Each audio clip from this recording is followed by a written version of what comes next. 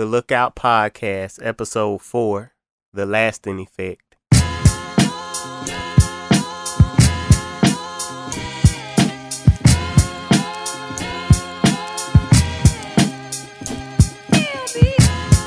Yo, check us out. TheLookout.com. THALO. Whatever, you get it. I think it's irrational for me to be satisfied with just being. Welcome to the Lookout Podcast. I am Mixtape Meeko. Make sure you follow us on Twitter at The Lookout. Also like us on Facebook.com/The Lookout. And you can also follow me on Twitter at Mixtape Meeko. That's MIXTAPEMEEKO. This episode is brought to you by Plush Style Photography. That's Plush, PLUSH. Make sure you visit plushstylephoto.com for great techniques and tips on all things photography, including helpful advice for all aspiring photographers and models. Today we're going to be talking about the lasting effect. I wrote a blog post on it not too long ago. I'm going to have a link to it in the show notes, and you can reach the show notes at thelookout.com/episode 4. The lasting effect is not a plug-in that you can use in your DAW to make your music sound better. So we're going to talk about that, and we're going to also talk about applying it to your music. Make sure that you keep visiting thelookout.com for the latest and greatest in real hip-hop. Artists, continue to email your music submissions in. You can email them to music@thelookout.com. The review team is real busy, reviewing all the entries. I even jump in there sometimes and we'll review some of them because I love to just go through those emails and discover some new good music. I don't like the nonsense, so I wish I could make those nonsense emails stop. Some people just send in stuff and it's like, what was you thinking? But continue to send those in. We have a featured video section now, so $50 to get your music to stay at the top of the page in the featured video section for a full week. So, but you has to review first. Like you gotta have good stuff. So keep that in mind. So if you get you'll get an email back if your song fits the criteria, and we will mention that. So keep that in mind. And what we got going on our side is K Flow's album, Victory Loves Preparation. By the time this podcast come out, either it will be coming really soon or it already dropped. So if it already dropped, I'll put the link in the show notes, and you can access the show notes at thelookout.com/episode 4. This album, I did most of the production on there. We got, of course, Young Speeds on the production. We got a track by Jeeps, shout out to Jeeps, and Mad Frequency too. We got some features by Steve-O Scar, Desiree, Young Speeds. He's doing it. He's on production and featured artist too. I hope I'm not forgetting anybody. But we put a lot of time into this, and that kind of ties into the show today. So we're talking about the lasting effect, and I want y'all to support the album and give us some feedback on it.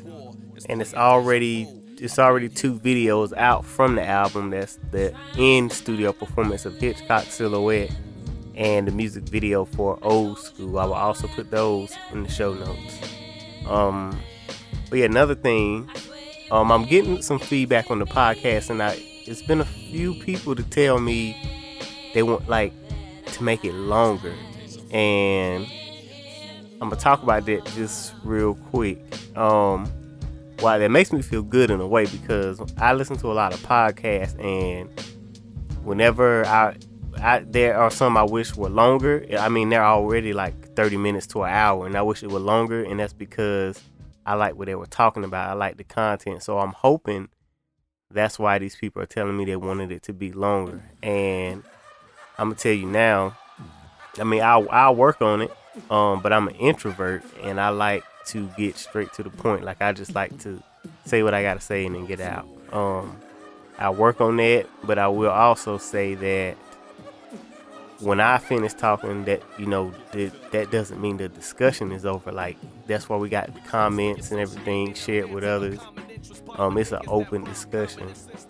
Like, I'm just sharing my insights. I one of the reasons for doing this, because I like collaborating. I think two brains or even more are better than one. So I'm here to learn too. So I want to hear from other producers and artists and beat makers. So whenever I'm finished, that doesn't mean that the discussion is over. But I will, try to add more to the content. But I do ask that y'all, use the comments. Talk back. Now let's get into the topic for today. So we're gonna talk about the lasting effect. So, have you ever heard a song that just doesn't get old? Like off the top of my head, I would think "Shook Ones" 2 by Mobb Deep. That's just a song that doesn't get old. That song has the lasting effect.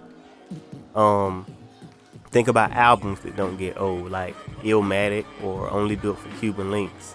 Like, these albums are made up of a lot of songs that don't get old, and then you have an album with the lasting effect.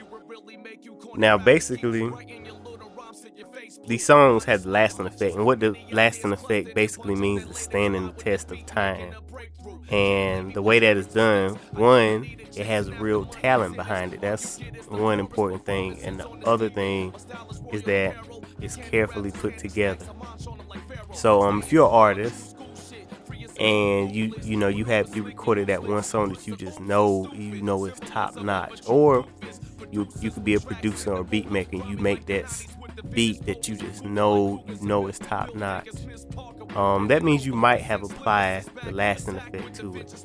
And the reason I say might is because you have a lot of biased artists out there that they think everything they touch is hot. Like, they're a little bit too into themselves. Now, there's nothing wrong with confidence, but some of them, they're not really fair with themselves. Then there are the ones that are really hard on themselves, like they're their own worst critic.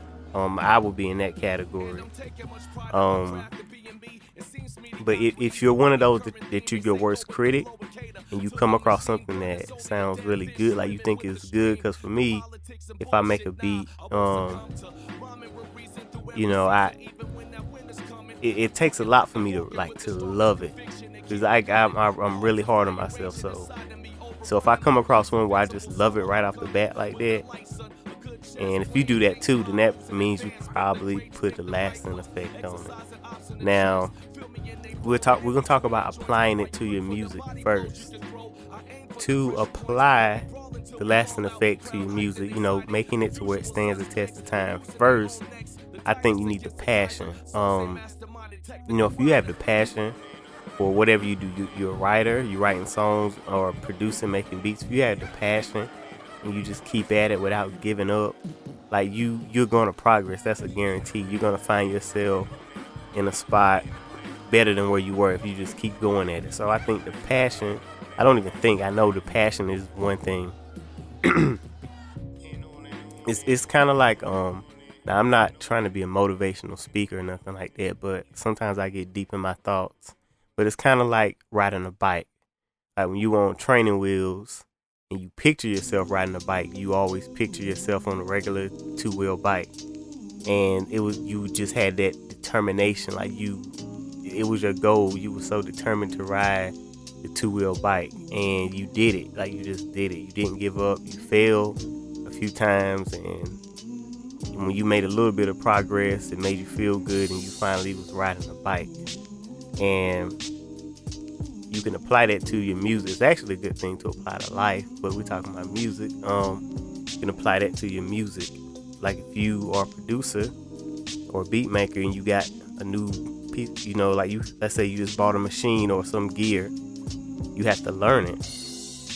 You got to master it. You just got to, you can't give up, because the obstacles, the learning curve, you're going to come through those obstacles, and you may even come to a point where you feel like giving up. Like me with the MPC, when I first got it, it was just, I think about the whole struggle of, I bought the MPC 1000, and it's like I can't sample the way I want to.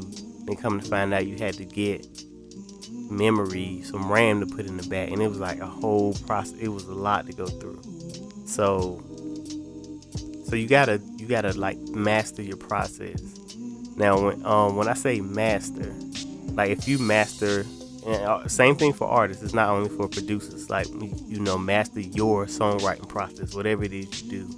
Now just because you have it mastered, that doesn't mean that you're putting out quality stuff. And this is how this ties into the lasting effect. Once you have it mastered, then you have time to focus on, putting quality, like making quality. You have more time to focus on putting quality into your music. Like, I'm gonna go back to the bike again. Once you master the bike, you can ride it with one hand. You can ride it while holding the drink in the other hand. Some ride it with no hands. Once you master it, then you can start doing extra things like getting new tires to put on the bike, or putting a playing card in the wheel so it can flap while you're driving, or customizing it or something like that. So it's kind of like that with the music. Once you master it, you get to put more time into other things, and that's when you can really focus on the lasting effect. So let's say you're to the point where you have, you got your process mastered.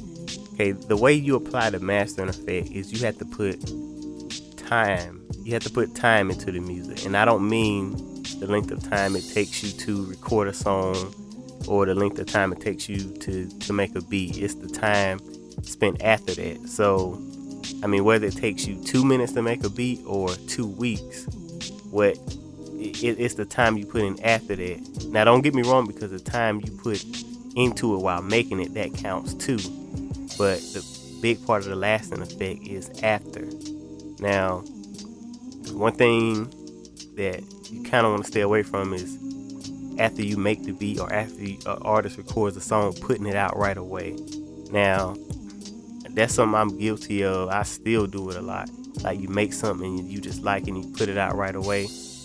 That's kind of taken away from that guarantee of the lasting effect. What you want to do is, you record or make that beat, and then you listen to it for a few days, or you can put it away and then come back to it. Like, you just have to keep doing, like, you have to take it through some time to see if it stands the test of time. So, you'll make it and you listen to it all that first day, or maybe the first 2 days, and then you put it away for a few days, and then come back to it with fresh ears and see how you feel about it. And then as you're doing this, you're bringing more songs in, so to the point where you're juggling songs. So you're not only doing this with one song, you're doing it with multiple songs. So, then you'll see, when you have all those beats or songs for the artist, link, like when you listening to them back to back, you get you can see how each one makes you feel. And you're going to come across ones where you was in love with it the first day you made it, but and when you come back to that second listen, you just don't feel the same about it. And so the time, that's the key. That's like one of the main keys in applying the lasting effect. Now, the other one I actually should have mentioned it first is real talent, having actual talent. See, we're in a time where the music is saturated with a bunch of people that are in it for a quick dollar, and they focus on that aspect rather than the art. And the thing is, if you have real talent and you love the art of it, I think in the long run, it's actually going to be more money. It's going to do better. It's going to be better. Like I think about like Jay-Z. This is a dude who mastered his craft, like just the lyrics, the flow, and everything. He mastered it, and he gave us timeless music with the lasting effect, timeless songs and albums, and you could tell this is a dude who loves the art, the craft. So, and he's in a position now where he's like, legendary. Like his name's always going to be in music. And if he were to make an announcement that he's going on tour next week, it's going to be a big deal. Matter of fact, he did that recently. When he announced the album, the Magna Carta, at the NBA Finals, it was a big deal when he announced that, because he put so much. He has real talent. He put it into it. Think about Sade. 10 years from now, she can say, "Hey, I'm going on tour." It's gonna be a big deal. It's gonna sell out because she has real talent and she utilized it. She gave us timeless songs and timeless albums with a lasting effect. Same thing, one of the most popular ones, Michael Jackson. Look at the talent he had. Look at the music and albums he gave us. And think about that. He announced a tour before his death. And that tour, it was a big deal. If I'm not mistaken, I think did it sell out? Were they already selling tickets for it? I don't remember. But it was a big deal. Everybody was talking about it. And that's from a person having real talent and sticking to their craft, mastering it, and putting that time into it. Now you have somebody like Gundam Style. Like that's now I'm not saying like the dude, he may become a legend in music, who knows, but from where it seems like right now, he put out that repetitive song, Gundam Style, and yeah, he's probably rich off of it, but if he announces he's going on tour 5 years from now, I really don't think anybody's going to care about that. And I don't even know his name. I just know him as Gundam Style. So what does that tell you? So the lasting effect does not consist of making making a song that's catchy. That's more like the repetitive effect, like just getting in people's brains. I mean, that's a smart thing as far as getting radio play and getting the quick dollar. But it's some people who really, they love music, and they that their goal is to be a big name in music. So that's why the lasting effect is important, and more importantly, mastering your craft, because that will lead to the lasting effect, because you're gonna have time to focus on those things. It's a continuous progression. And I can use myself as an example. Like getting MPC or machine. I'm gonna say MPC because that was the first thing I had. After all my time is spent learning the MPC, so I'm just on the internet looking at tutorials. I'm reading the manual, and that's where all my time is going. Then when I finally get that part down, I can focus on the music, like how to not how to sequence, but that came through with tutorials and stuff. But like picking the right records, and it led to digging and opened up the world of digging. And then it got to the point to where it's like I can make beats left and right, but now I'm focused on the quality of those beats. So that's when I start getting into mixing, and actually even before getting into mixing, just getting artists to come and record on the beats, and then getting into mixing, because you want the quality of the song to be good. And then I had to go back and learn about mixing beats, and it's like, and it keeps progressing your craft. You get better and better at it as long as you don't give up. And another thing that helps with the lasting effect is who you have around you, like as far music wise. Like I have producer friends, and the same thing can be for artists. Like, okay, if you're an artist and you record this song, actually you can send it to, it's a good thing, you can send it to another artist. You can send it to a producer or an artist and get their feedback on it. And it has to be like somebody that like one of the producers I know is Mad Frequency. Like I know a lot of producers, like I like Speeds. If he gets new drums, he'll give them to me. If I get drums, we share all that stuff. Now as far as Mad Frequency, me and him have that like we're deep into the mixing and learning all that stuff. and we had the type of relationship where, you know, we utilize each other in that lasting effect process. Like if he makes a beat and he's been listening to it for a few days and he wants to, you know, like get rid of it for a while until he gets some fresh ears to listen to it, he'll send it to me and get my feedback, and we have that agreement like, hey, be honest with me, you know, critique me, be hard on me, like hurt my feelings if you need to. And that's what we'll do. We'll send each other mixes or completed tracks with artists on it already, or just beats, and we will get honest feedback, and that helps a lot because I like the collaboration because 2 or more brains are better than 1. And you know, I think it's all like the little things that add up. They can add up to the lasting effect actually being there, such as like if it's something, when you listen to one of your completed works, like for your artist, and you recorded a song, and then it's a certain word you said or a certain line, and it bothers you wish you would have said it differently, like just go back and do it. Like whenever you get that feeling, you just go back and do it. Sometimes it may be something really minor, and you know that laziness will kick in. That's happened with me before. Like I might be playing back a beat and it's a certain part, and I'm like, man, a crash would sound perfect there. And every time I listen to it, I always think about that crash being there. But because, you know, it's such a small thing, adding that crash, I have to go back in, open up the session, add the crash, and then bounce it again and convert it. And like when you think about all that, you know, you just don't let the laziness beat you. So go in and make that change, and you'll feel a lot better. Trust me, you feel a lot better when you listen to it. So make those little small, just go ahead and make those changes.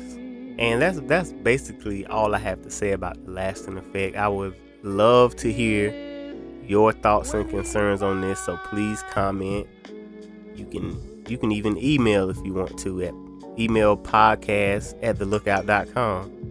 The lasting effect: master your craft, focus on the quality of your music, you know, have the passion for it, and it's best to have a team.